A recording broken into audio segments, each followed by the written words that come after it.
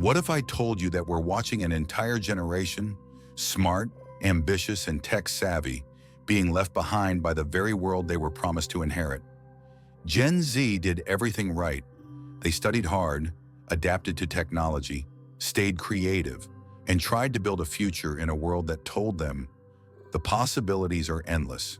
Yet as they step into adulthood, they're met with closed doors, unpaid internships, and rejection emails that start with, "We've decided to move forward with other candidates." The question is, why is it so hard for Gen Z to get a job? Is it laziness, entitlement, or a job market that's evolved faster than anyone can keep up with? The harsh reality of a degree doesn't matter world.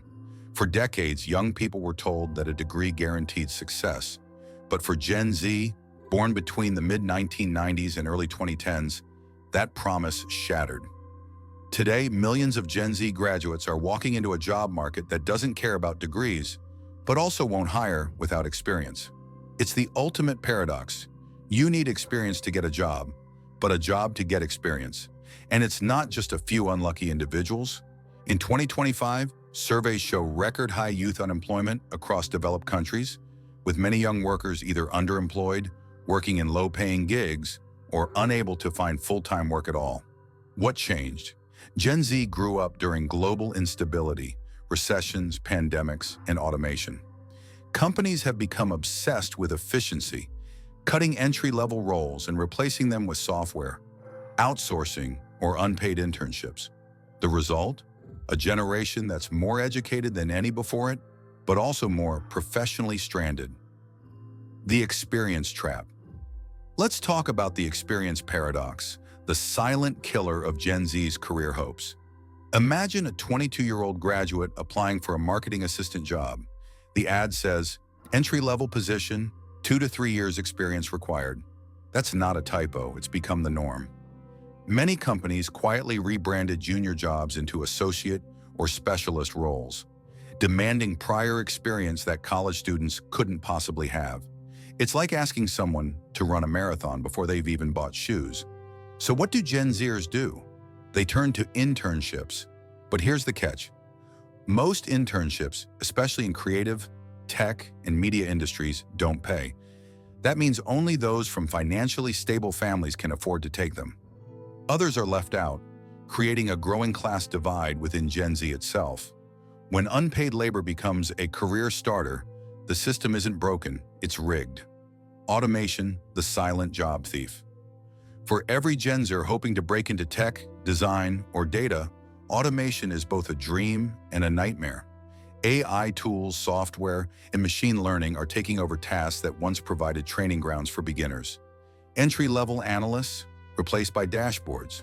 Junior designers, replaced by generative AI customer service roles, replaced by chatbots. These were once the stepping stones of a career ladder. Now they've vanished, and the irony? The same Gen Zers who grew up learning digital skills are now competing against the very technology they mastered. Even companies hiring for AI-related jobs often want senior-level expertise, not fresh graduates. It's like building a bridge that only experienced travelers can cross. The result is a massive bottleneck. More skilled young workers than ever before, but fewer places for them to prove their worth. The cost of overqualification. Another cruel twist, Gen Z isn't just underqualified. In many cases, they're overqualified. After years of being told to collect degrees, certifications, and specialized skills, many young job seekers are now applying for positions far below their education level, simply to survive. A master's graduate competing for a retail job isn't rare anymore. It's reality. But employers see overqualified as a risk. They assume young applicants will leave as soon as they find something better, so they reject them too. It's a lose-lose situation. Too inexperienced for professional roles, too educated for entry-level ones. And with student loans and inflation hitting record highs, Gen Z's financial stress is unmatched. Many have side hustles not by choice, but out of necessity. The corporate mindset has changed. There was a time when companies invested in young talent, offering mentorship, apprenticeships, and internal growth. But that era is fading fast. Today's corporations are leaner, colder, and more short-term focused. Training programs replaced by outsourcing. Entry-level hiring replaced by contract work. In the eyes of many employers, Gen Z workers are seen as risky, too opinionated, too demanding, or too entitled. But that's a stereotype born out of misunderstanding, social media, and unrealistic expectations. And then there's the illusion of success. Gen Z lives online on LinkedIn, TikTok, and Instagram, where everyone seems to be winning. You see 24-year-olds claiming six-figure incomes and dream jobs.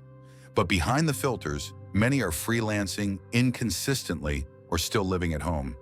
Social media amplifies a false image of achievement, creating pressure that fuels anxiety, comparison, and burnout.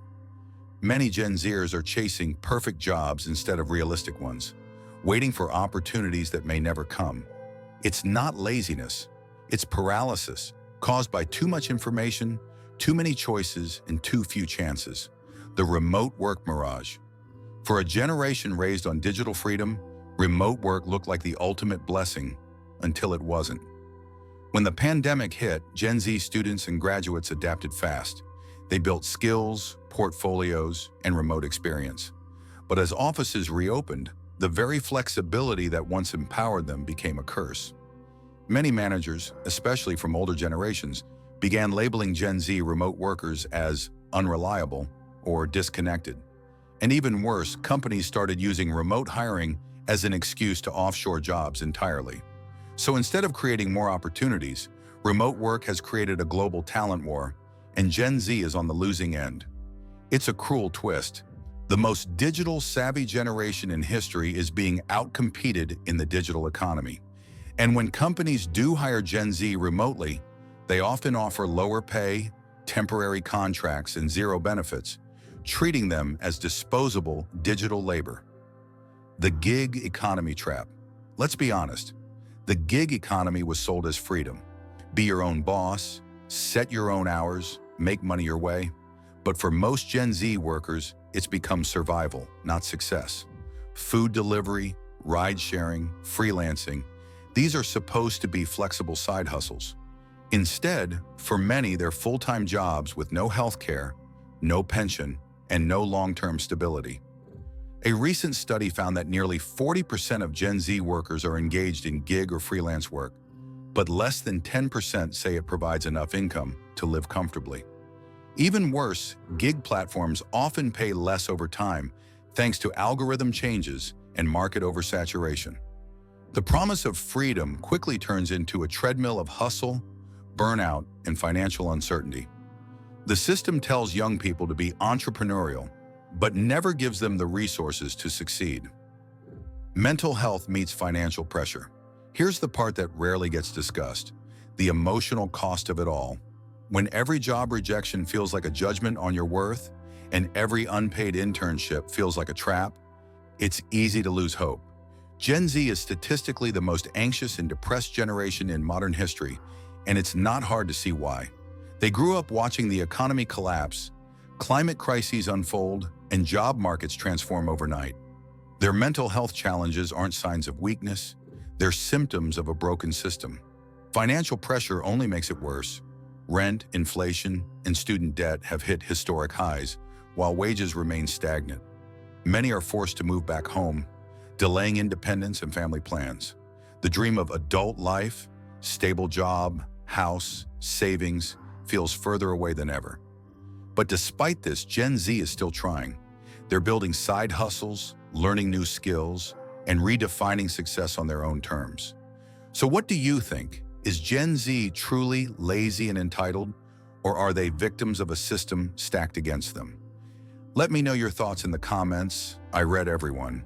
And if you found this video insightful, don't forget to like, subscribe, and hit that notification bell so you never miss a deep dive into the world's biggest financial and social stories. Because the future isn't just coming, Gen Z is already living it.